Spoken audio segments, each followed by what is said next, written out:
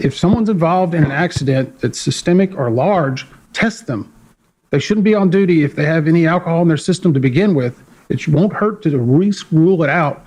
That way you don't have a presumptive issue. We don't believe we've got one here, but it would be nice if we could just knock that off immediately, rather than having to spend time in a valuable investigation discussing why we didn't get it right after as many crashes have occurred in the past. Do better. And on the final day of the NTSB hearings, we now join the conversation where we see and hear these FAA representatives stumble and bumble their way through trying to explain to the NTSB why none of the tower staff at DCA were tested for alcohol after the fatal January mid-air collision. Good luck following along, because you will probably need a bit of alcohol yourself to make sense of any of this. So I'm just trying to understand, because DOT Order 3910.1 Delta, Drug and Alcohol-Free Departmental Workplace Program, Chapter 3, revised on January 30th, 2018, says all federal employees are subject to reasonable suspicion, post-accident and follow-up drug testing under Executive Order 12564. All federal employees in safety or security-sensitive positions are subject to drug testing only under Executive Order 12564. Federal employees in the FAA who are in safety-sensitive testing designated positions are subject to drug and alcohol testing under that Omnibus Act, correct? Yes. And, okay, so in your view, when are post-accident and post-incident testing for drugs and alcohol required?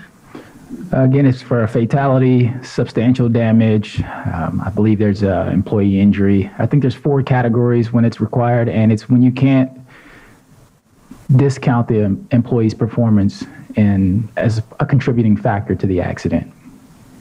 Okay, because it says all employees in testing designated positions are subject to post-accident or post-incident testing.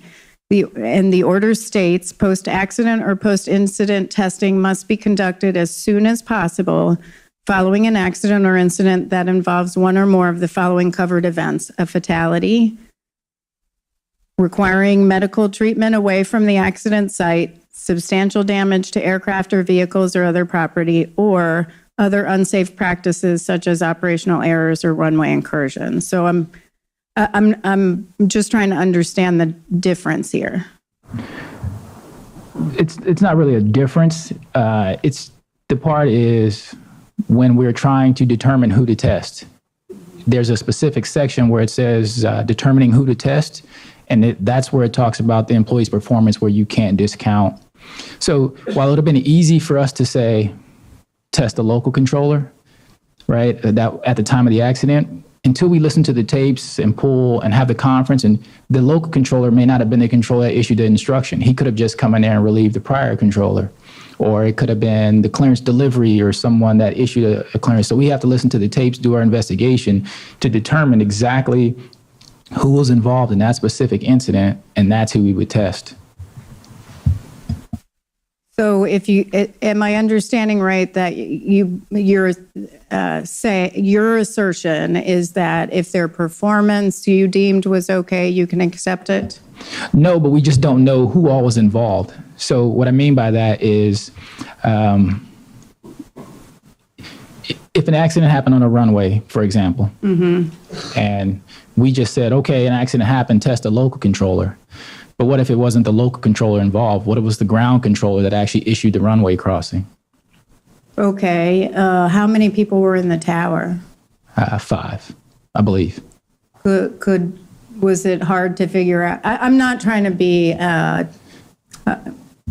confrontational. I'm just trying to figure out, is it hard to figure out which of the 5 would be the local controller?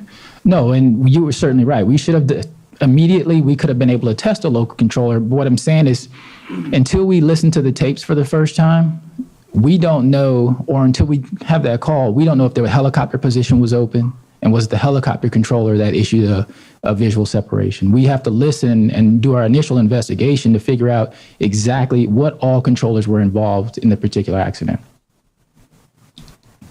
For this particular incident, we could have done the alcohol testing on the local controller, no doubt. Ultimately, what we found through our investigation, because we didn't know, is that it was broadcast throughout the entire tower cab. So once we found out through that call that it was throughout the entire tower cab, that's what helped us make the decision to test everyone in the tower. I see. And were the 5 controllers, when were they dismissed from the tower?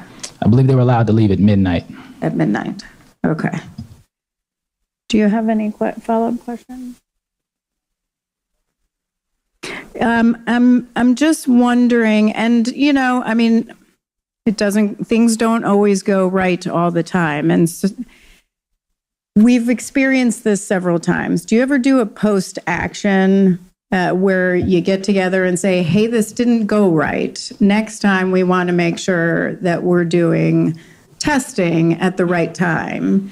Yes. I'm sorry, I didn't mean to interrupt. Oh, no, you. please.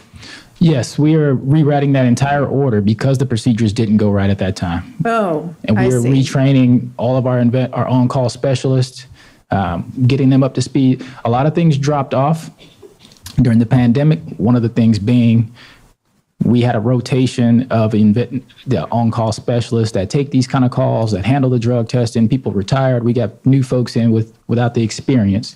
And so they have never been involved in some major accident like this. And so we're trying to get them up to speed. Understood. Okay. So you are rewriting it.